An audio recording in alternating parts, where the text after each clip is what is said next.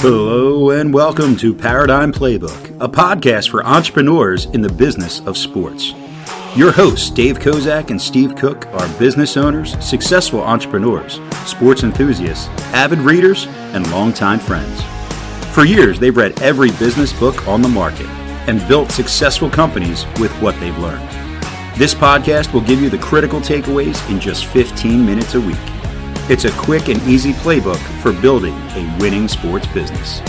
And now, here are your hosts, Dave and Steve. Looking for small business consulting? Visit ParadigmPlaybook.com to book a session with us. Good morning and welcome, everybody. Welcome to Paradigm Playbook. I'm Steve Cook alongside my co-host, Dave Kozak, and we're honored today on a Playmaker segment to have Dominique Dawes with us. I'm sure most of you know who Dominique is, but Dominique is a three-time Olympian, and if I get anything wrong, Dom, you can correct me, but a three-time Olympian, a member of the national team for about 10 years, national champion, member of the Magnificent Seven, gold medalist in Atlanta at the Olympics, and now an entrepreneur in the business of sports, owner-operator of 3 gymnastic clubs, and we're going to dig into that transition. So with that introduction, Dom, I'll let you give your own introduction of your journey from athlete to entrepreneur. Yeah, sounds good. Well, thank you guys for having me on. I appreciate it. I never would imagine that I ever would have been a gym owner whatsoever. This was not in the cards for me when I, retired from the sport of gymnastics after my 3rd Olympic Games. After the 2000 Sydney Olympic Games, I hung up my leotard for the final time, and I continued with TV work and motivational speaking, and I was a spokesperson for a number of different brands that I'm very passionate about. Anything focused on health, wellness, empowering or educating families, women, and young kids is always something that I gravitate towards. But when things came out in the sport of gymnastics about the toxic culture and the abuses following the 2016 Olympic Games, when the news about Larry Nassar came out, it really made me process what I had gone through for 18 years in the sport of gymnastics. And he was the Olympic team doctor for 2 of my Olympic teams. And I started processing things and realizing that I went through a great deal of verbal, physical, emotional, and mental abuse.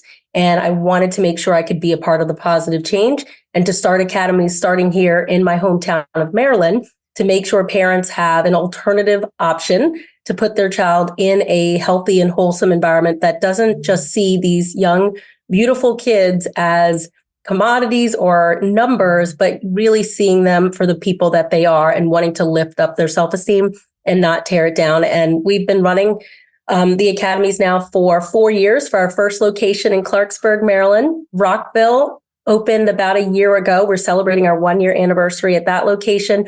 And then later on this year, hopefully before the fall, we'll be opening our 3rd location in Columbia, Maryland. So I got to jump right in, Steve. Okay, go. So awesome. First of all, honored to talk to you. Appreciate, I think, twofold. Number one, the inspiration behind what you're doing is incredible. And that news, when that popped and dropped, it's devastating to even think about the exposure and the insanity that was, and the blind eye. Yeah. But we talk a lot in our podcast series about the entrepreneurial seizure. And this is an interesting entrepreneurial seizure because person of power has the ability to be the change agent. And that is the entrepreneurial seizure that said, hey, I'm going to go do this and start those. So I think it's an incredible, using, number one, your expertise in the sport, right? You're at the highest echelon of the sport. You go away from it. You're doing your thing. You're supporting health and wellness. But now you're going, hey, I can have a massive impact in the youth segment in the gymnastics sport and change it. So I think it's awesome. How hard was the transition from sort of the, you go Olympian, right? Mm-hmm. We know how hard it is to get there. So there's no question about that battle. But then you're in that celebrity world for a while. Now you're business owner, right? And there's a different, you got to answer to the business. How hard is that transition been?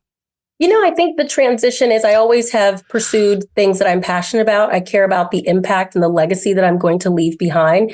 And so this transition, other than the fact that I'm naturally private and very introverted, that was the hardest thing. And going into a facility and seeing amazing customers or this amazing team that we've put together, that's the challenging thing for me. But it's knowing that we're making a lasting difference in our community each and every time I'm at the gym. And many times I'm there as mom. So I'm there, dropping my little one off for gymnastics practice or for ninja practice. A number of parents will come up to me and they will share the amazing impact my coaches have made on their little one, either in ninja and helping lift up their self-esteem or increase their strength, or in gymnastics. So many times approach me or even my husband and share with us, previous unhealthy, toxic experiences they had at other gyms nearby, and that this has been life-changing, not only for that young girl, but also for their family. And so I just know the impact that we're making is lasting. And that transition, I think for me, wasn't hard because it followed suit with following my passion and knowing that I can make a greater impact. But again, if you would have asked me what I'd be doing with my life, let's say 5 years ago, and if you said I was opening a gym, I would have never believed you. But I recognize that we can use painful experiences in life for a purpose, and it'll help us develop a passion and lastly, leave that greater impact. And that's exactly what's being done right now. As the listeners to our podcast hear me talk, and we're heavy on the gymnastics side in my discussion because it's my background. So gymnastics is what Dom and I have in common, and that's the only thing, because ability wise and level wise, and what we've done is very different.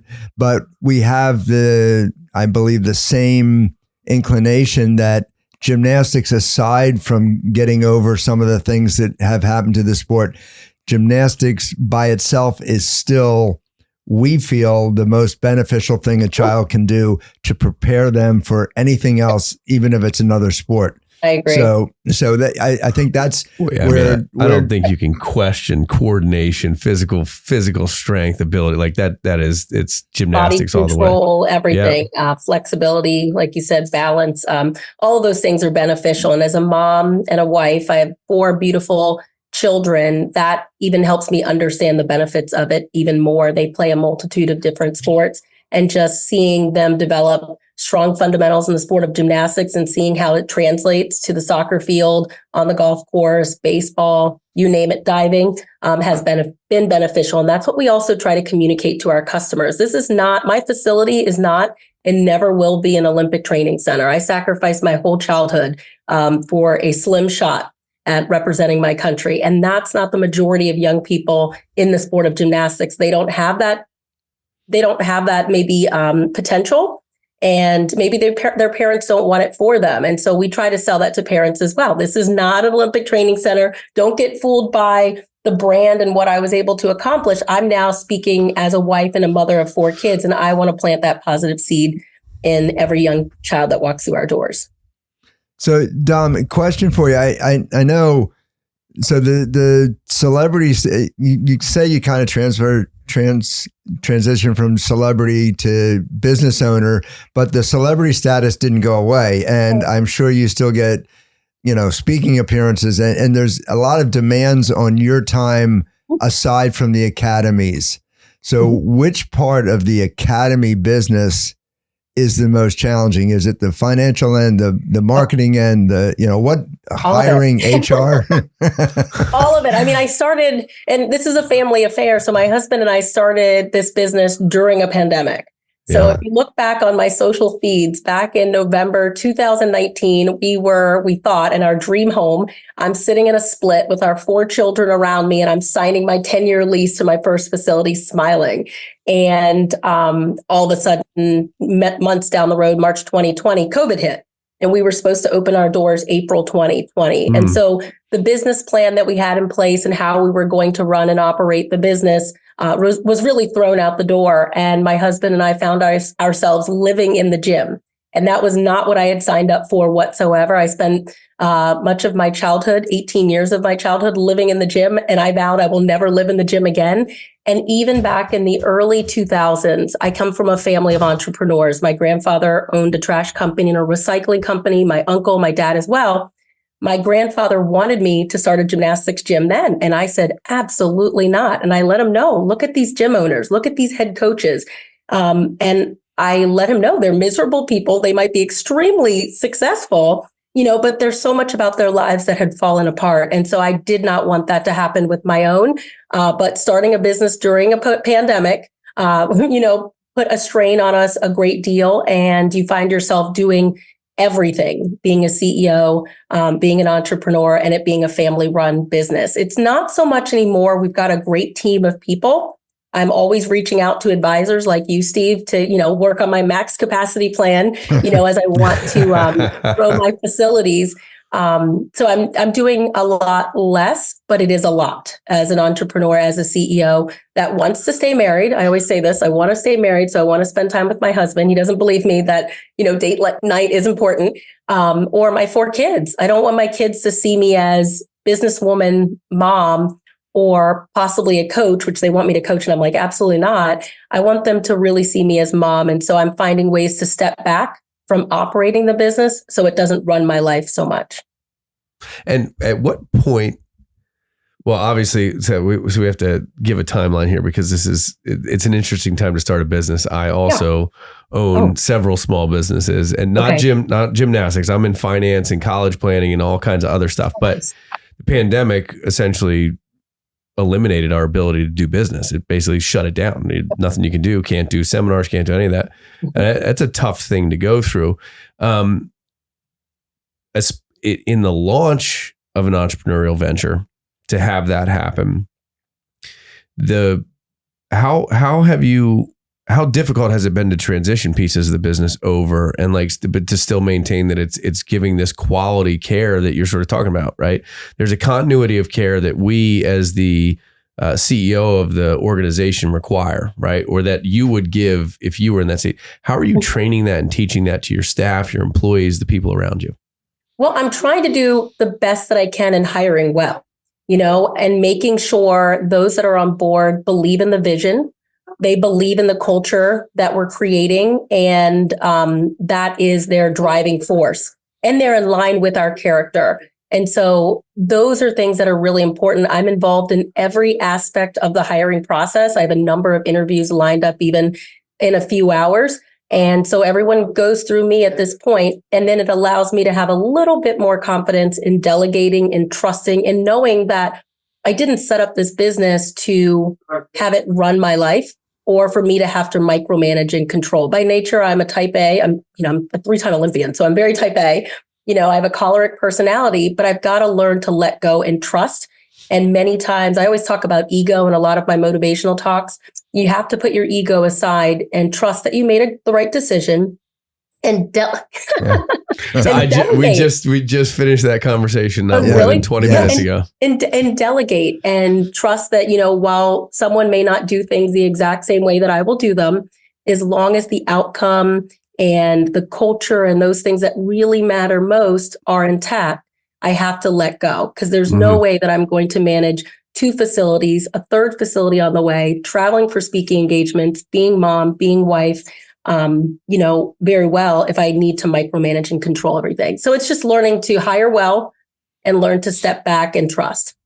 So let me ask you a question about that, because I think it's one of the hardest lessons as an entrepreneur to learn. I mean, I started my first business in 2008 and I have hired and fired. And listen, firing is awful. It never is never fun to do. Having people quit on you is never awesome. How long did it take to learn to hire the right people? And how many times have you gone through oh man, made a bad choice and had to sort of rebuild it, I guess? Thank you for listening.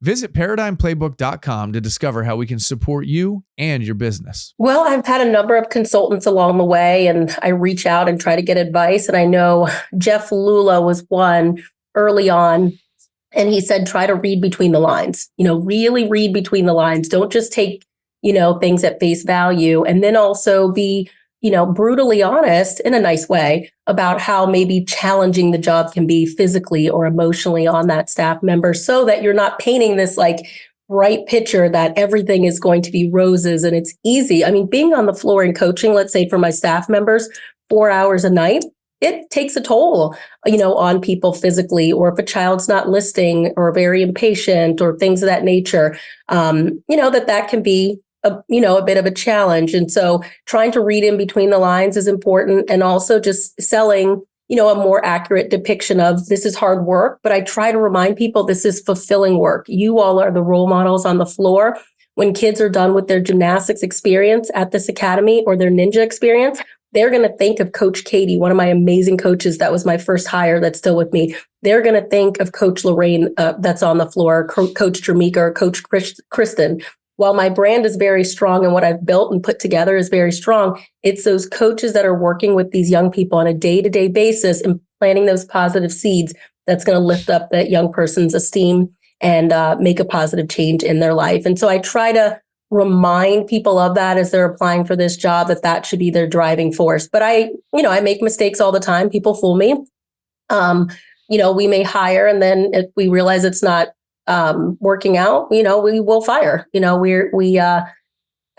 going to say it's easy to fire, but if someone shouldn't be on the bus, it's easy to get them off the bus because they're slowing down the bus.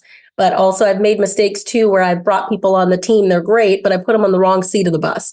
I think, they're great here. They've got all these check marks and, they should fit in here. But no, I'm pushing that too soon. They need to be somewhere else. And so just making sure I'm strategic and things are thoughtful and, we're setting everyone up to succeed is very important. Thing to me, I'm sitting here, Dave, thinking how many analogies she's used that we've talked about on the podcast. Energy bus, right butt, right seat. I mean, there's. Yeah, so and Jeff Lola has been on here on a Playmaker segment as well. And so we just got done doing a segment on mentors and assistants and things, and it's so good to hear you talk about knowing that you don't know it all and that you're reaching out for assistance in all directions. And I think sometimes entrepreneurs, they start a business, they feel like, well, if I didn't know it, I shouldn't have started this. Whereas in reality, we all start businesses that we don't really know what we're doing. Yeah,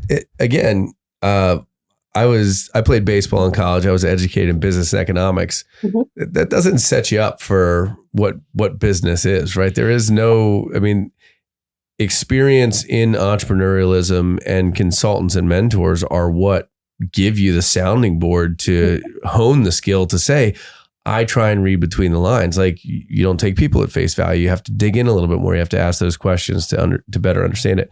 Yep. How important have the consultants and the mentors in your life been in creating what you are now? Oh, very much a driving force and keeping me on, as you mentioned, Steve, just knowing what you know and knowing what you don't know and getting advice and asking for help. But my husband does remind me, stop being a gymnast, analysis paralysis. Many times I will overthink it and I'll ask advice from so many different people and then, almost be paralyzed and not be able to make a decision. So I will pick and choose and know what sources are the right sources to ask for advice from, take it in, process it, and just execute, and if it's not the right action or outcome that I was looking for, then recalibrate. But I do believe in asking for advice. I like having motivational coaches. Life coaches, someone that's going to light that flame under me. I'm not saying I'm not naturally self-motivated, but every now and then I do need a little bit of a push or a nudge, to dream a little bit bigger or to get me to take that risk or that challenge. There's always that, little inkling voice in my head that, makes me second guess, or that fear creeps in. As a gymnast for 18 years, I was a mental gymnast. I went through a great deal of fear factors and mental blocks. And I think they call it twisties now, what someone went through it at the 2021 Olympic Games in Tokyo. And that was me. And that's just how I'm wired. And so I get advice. I lean on others for support. And then many times I just have to make a decision and get out of my own way and take a step forward. I mean, I'm nervous about Columbia, but I was just as nervous and scared about Rockville. And I was just as nervous and scared about Clarksburg. And so it's just facing that fear and knowing that my driving force truly is about making a positive impact and trying my best to provide that empowering environment. so much awesomeness in what you just said. And I want to reiterate it in a way that the listeners can really soak it in. Mhm. First of all, as an entrepreneur, we will all overanalyze every facet. And man, you can get so down in those details. We call it getting in the weeds you don't belong in, right? Yeah. Yep. And then all of a sudden you make no move. No. And then, well, if I do this, then that. And if I did, and in some cases, cut out half of the information and move forward in one direction, at least you're moving. Then you can, we chose wrong. Now let's go the other way. Yep. But I also think the idea that, stagnation occurs, mental stagnation, right? We all get to that like I'm not there right now. I don't want to do it.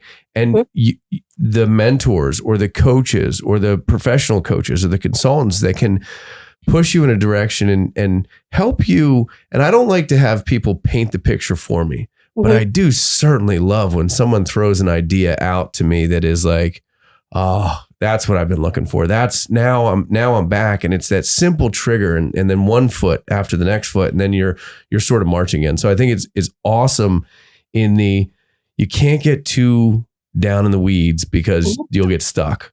And sometimes it's a matter of, and I love that you're trusting, but it's the old trust but verify. So you've verified the information, you believe it was the right choice, and now you got to trust the process and move forward. And then many times getting out of your own way, our thoughts will either lift us up or many times tear us down. And so recognizing what you can and can't control, and you can control what you're thinking about. So taking the time to think about what you're thinking about. And many times many people get caught up in, oh, what do other people think of me, or thinking that people are thinking of me. And many times when I get into that rut, my husband will say, trust me, people are not thinking about you. They have their own issues That's it. that they're dealing with. So stop caring about what other people are possibly thinking or saying and just make a decision. And that really has helped. I want to take this in just a slightly different direction, because there's a talent that you have that maybe not everybody recognizes right off the bat. And I try to encourage everybody, and you talked about everybody understanding the vision and the mission of what you're doing, but you have a specific talent, and I'm sure it's developed, and that's what I want to hear about, of telling your story. So being, and I'm sure you've got some training in public speaking, but Dom is a tremendous motivational speaker, but it's also gives her the ability to tell the story about her Maryland gyms. And being able to tell your story as an entrepreneur is critical in the growth of the business and the culture.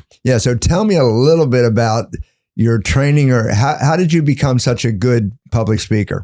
Oh, I don't know if I'm that good. I mean, it's just, I've been doing it for 28 years now. I would have never imagined that this would have been something that I would find so fulfilling. I was a young child with a very squeaky voice. And when I spoke up in school in like 4th or 5th grade, I remember being laughed at and humiliated. And after that, I was mute in school. I did not speak up.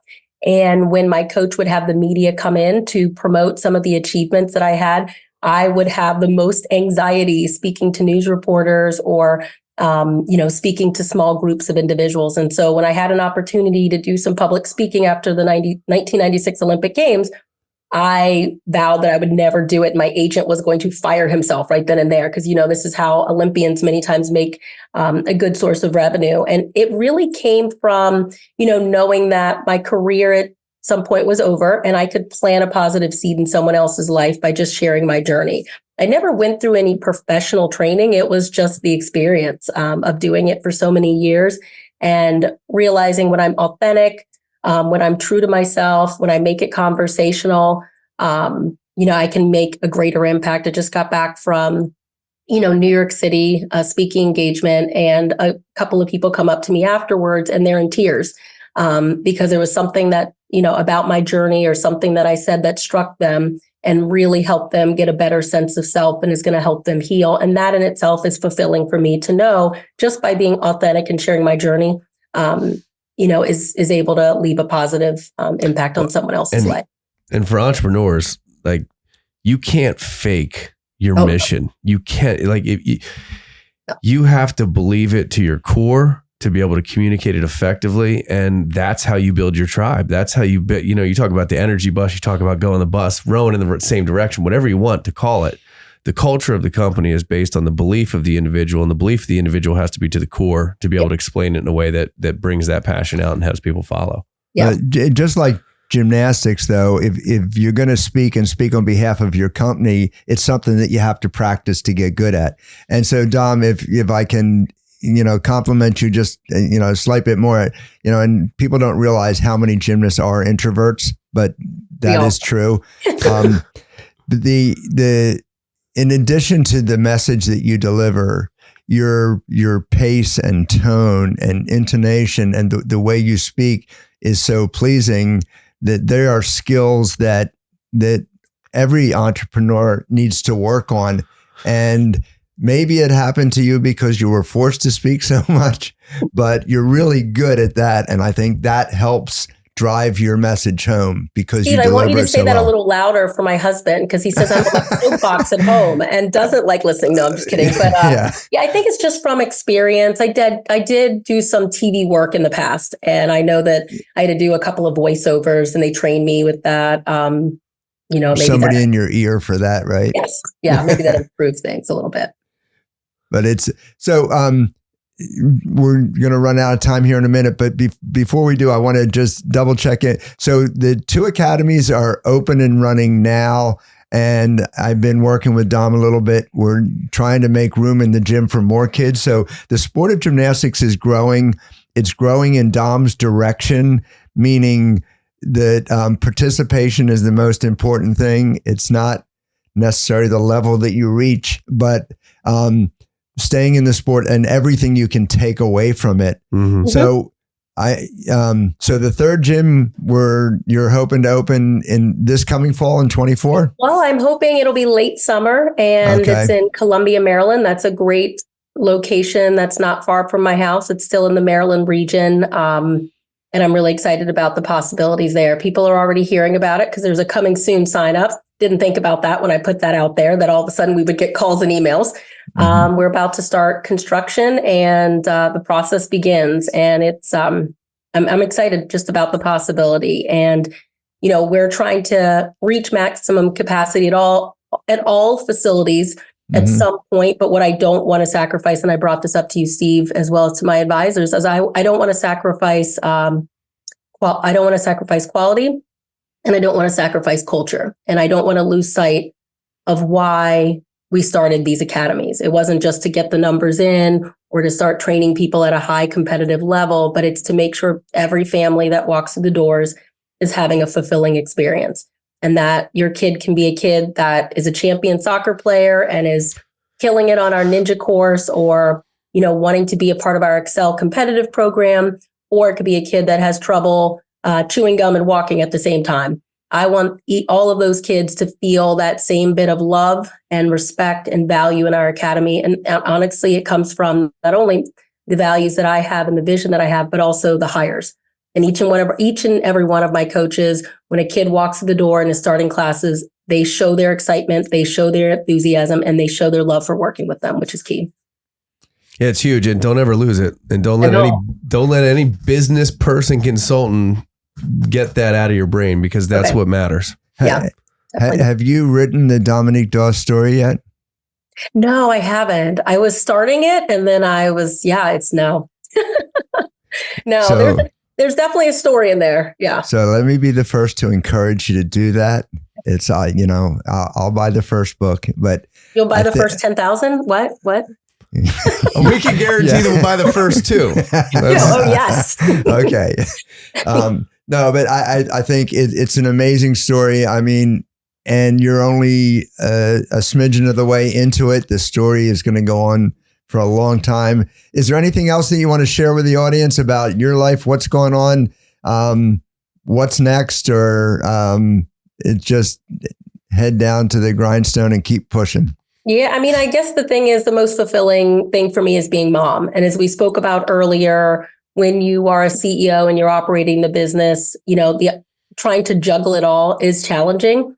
And that's why having, making the best hires and having key decision makers on the team will allow me to back away and focus on what matters most. Because I always say this in a number of my speaking engagements, God willing, I live for a while, but there's going to be a day where I'm on my deathbed. Hopefully I have time on my deathbed.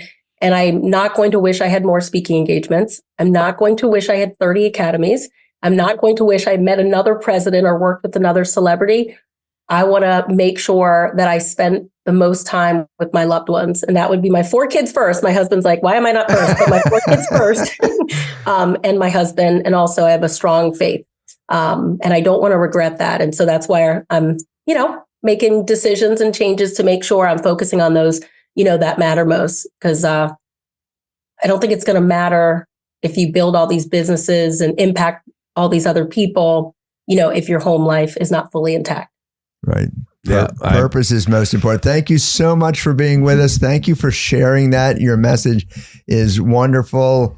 I look forward to talking to you again. And you'll have to come visit. I heard I just chatted with Brett with DGS. He's helping out. I'm going to be down there with him. I just heard an invite for a live recorded show at the facility. There we go. We'll bring the whole camera crew. Definitely. Very good. Awesome. Thanks, Dom. Fantastic. Thanks, Thank you so much. Appreciate it. Bye.